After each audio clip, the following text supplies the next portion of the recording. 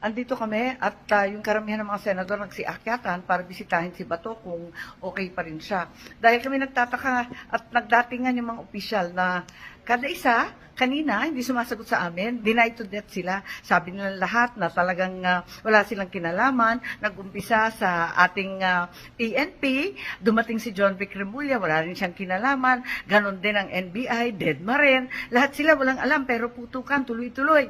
Ganon din, kinausap pa si Presidente Bongbong, si BBM. Sabi din, hindi naman daw niya utos yun, ba't daw nagkaganon? Andito pa kami, kanina pa kami narito, pero talagang walang umaamin, walang may alam, lahat sila gulatan. Hindi ko maintindihan. Nako, nagkakaputukan na dito sa inyong Senado, amoy usok na sa lahat ng sulok, hindi namin mahanap ang aming mga kapwa senador at hindi kami makapaglabasan. Ay, eto, ang sabi nila, talagang denied to death.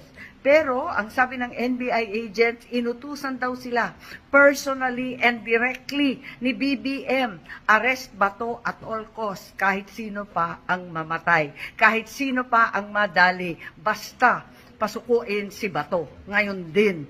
Kaya't di na namin maintindihan ano ba totoo. Mukhang wala namang nag-utos nito. Bakit nagkaroon ng Senate siege?